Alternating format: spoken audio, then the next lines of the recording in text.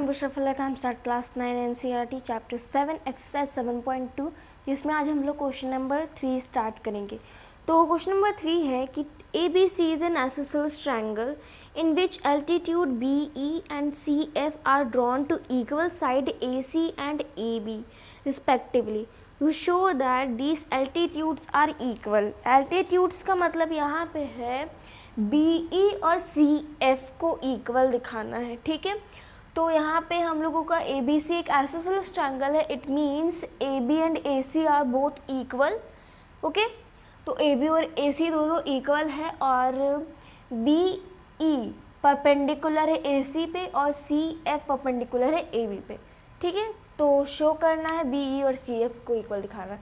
तो यहाँ पे since AB equals to AC, since AB और AC दोनों इक्वल है, इसका मतलब ये है कि therefore angle B equals to angle C, also angle B equals to angle C। It means अगर आइसोसेलेस ट्रायंगल का दो अपोजिट साइड इक्वल होता है तो दोनों अपोजिट एंगल भी इक्वल होता है, इसलिए मैंने यहाँ पे angle B equals to angle C लिख दिया। अब चलिए ट्रायंगल कॉन्ग्रुएंट करते हैं। कौन सा ट्रायंगल कॉन्ग्रुएंट करेंगे? In triangle BCE and triangle CBF। हाँ, ये दोनों ट्रायंगल कॉन्ग्रुएंट करेंगे। BCE में हम लोग क्या देखते हैं कि एंगल उल्टा हो गया ना, एंगल C और E इधर होना चाहिए था ना, उल्टा हो गया। ये ट्रायंगल को इधर लिखेंगे और ये ट्रायंगल को इधर लिखेंगे।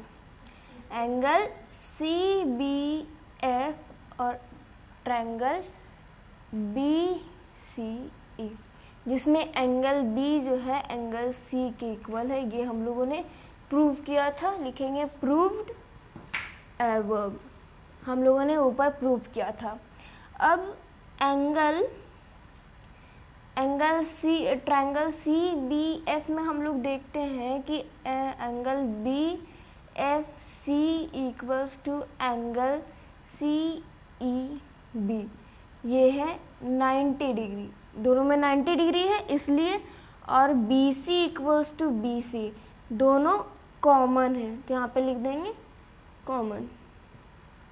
तो therefore triangle CBF is congruent to triangle BCE by side angle side, ठीक है। जब हम लोगों का ट्रायंगल कॉन्ग्रुएंट हो जाता है तब हम लोग कह सकते हैं कि BE equals to CF by CPCT। CPCT से हम लोग BE और CF को प्रूव कर सकते हैं, तो ये हम लोगों का हो गया प्रूव्ड, ठीक है। तो अब नेक्स्ट क्वेश्चन नंबर 4 जो है क्वेश्चन नंबर 3 का जस्ट अपोजिट है। तो ABC is a triangle in which altitude BE and CF to side AC and BC are equal.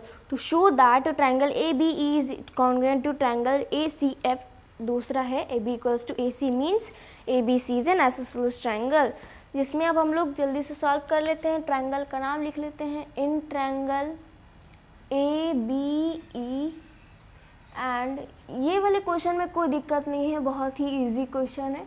अब उन्होंने दो ट्रायंगल का नाम लिख दिया ABE और ACF में हम लोग क्या देखते हैं कि BE इक्वल है CF के, ये गिवन है, क्वेश्चन में ही गिवन था, ठीक है। उसके बाद फिर angle A equals to angle A, ये कॉमन हो गया, दोनों में ही एंगल A है इसलिए कॉमन हो गया।